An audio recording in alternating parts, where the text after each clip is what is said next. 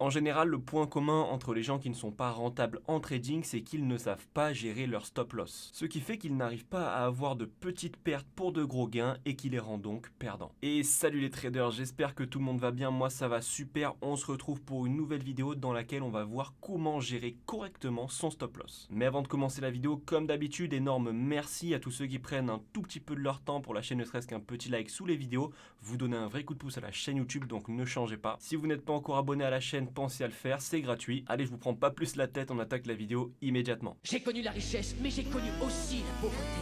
Et j'ai choisi la richesse à chaque putain de fois.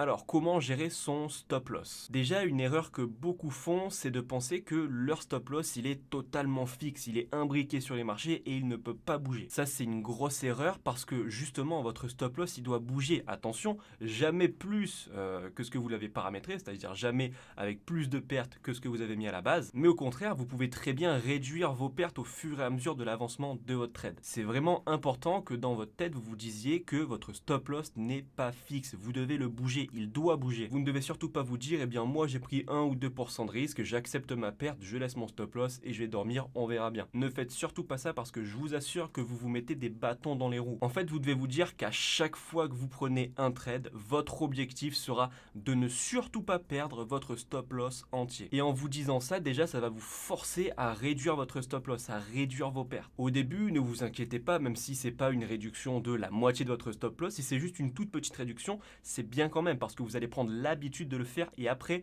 vous pourrez améliorer votre méthode. Maintenant, je vais vous donner quand même quelques petites règles et quelques petites astuces que j'utilise moi personnellement sur les marchés pour vous habituer à réduire votre stop loss et donc réduire vos pertes. Allez, je vous invite à prendre quelque chose sur quoi noter et on passe sur mon écran immédiatement.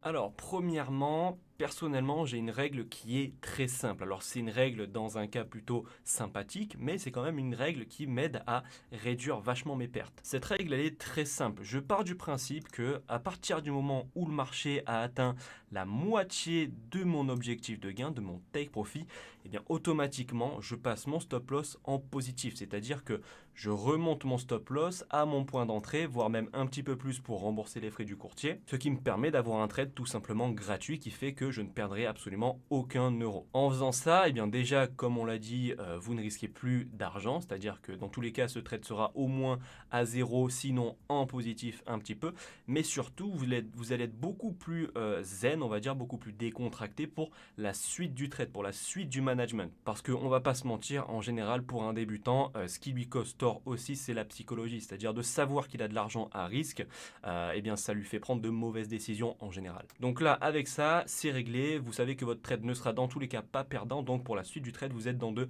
bonnes conditions. Si vous devez rajouter un trade, vous pourrez le faire tranquillement. Et puis sinon, vous laissez votre trade soit aller à votre take profit, soit partir sur votre break-even, c'est pas grave. Donc je vous invite à mettre en place cette petite méthode, même si vous la modifiez un petit peu, c'est-à-dire que si c'est pas la moitié, mais au moins un tiers de votre objectif de gain, vous passez en break-even, c'est super. Voilà, l'important c'est quand même de savoir sécuriser assez rapidement son trade, surtout quand on est débutant. Ensuite, vous allez devoir prendre l'habitude de suivre le marché avec votre stop loss. En gros, de vous aider de ce qu'il va vous donner pour réduire vos pertes. Je vous montre ça tout de suite avec un trade en replay. Imaginons que là, voilà, on est sur AUD en 30 minutes et je veux une vente actuellement. Donc je mets mon trade, d'accord? Donc imaginons que c'est un sell stop. Là, on est un petit peu plus bas que le prix du marché actuel.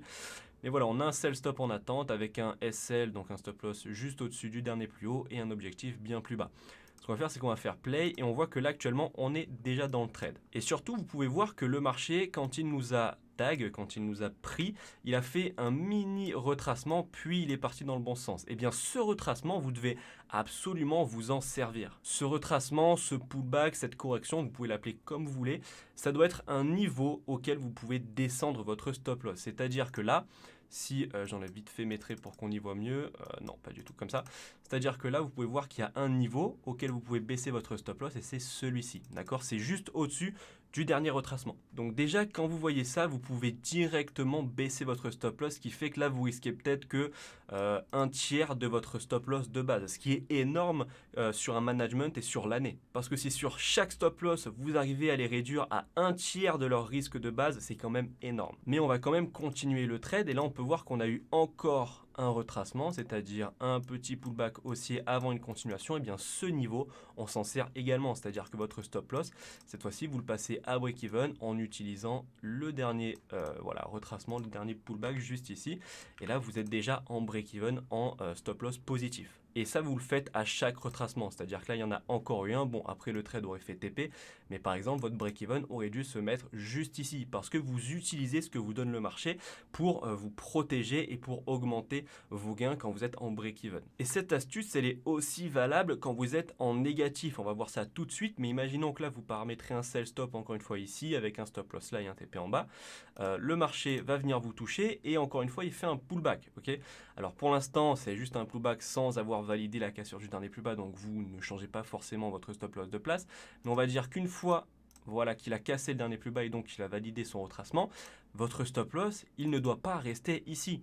Vous devez immédiatement le mettre juste au-dessus de ce dernier pullback, parce que encore une fois, si après il revient en négatif, vous sortirez peut-être avec la moitié de votre risque, mais encore une fois, vous avez réduit vos pertes, ok? Et sur l'année, je vous le répète, on voit long terme sur l'année, de réduire un petit peu ses pertes sur chaque stop loss, ça fait grandement la différence. Et un dernier conseil que je peux vous donner pour bien gérer vos stop loss et vos pertes, c'est de ne pas vouloir avoir raison systématiquement. C'est-à-dire que des fois, le marché, au bout de quelques minutes dans votre trade, il va vous montrer clairement qu'il ne compte surtout pas aller en profit et qu'il y a de grandes chances qu'il aille sur votre stop loss. Si on prend encore une fois un cas en replay ici pour expliquer ce que je veux dire, imaginons qu'on cherche de la vente et au moment où on rentre dans le trade, on voit qu'on a déjà une énorme bougie haussière qui fait déjà la moitié de notre stop. On reste quand même dans le trade et on voit qu'on a encore une autre bougie qui atteint presque notre stop loss. Quand c'est ça, quand le marché a un énorme momentum contre vous, en général, le mieux c'est de clôturer le trade parce que en général, encore une fois, si le marché vous donne autant de momentum contre vous et que votre stop loss est presque atteint, ne vous dites pas je le laisse, on verra bien, c'est pas grave. Non, rappelez-vous, si là c'est tout simplement ce petit écart, vous pouvez l'épargner en perte, épargner cette perte, d'accord, je vous le répète, sur l'année, vous faites ça fois le nombre de trades que vous prenez et fois le nombre de pertes que vous avez pris en moins, ça fait énormément de différence sur votre résultat total. Donc même si c'est peu, pensez à préserver votre capital. Donc dans cet exemple, il aurait fallu tout simplement couper le trade parce que là le marché nous dit clairement attention, j'ai un énorme momentum haussier. Donc toi tu es en vente, évite de te faire du mal tout simplement.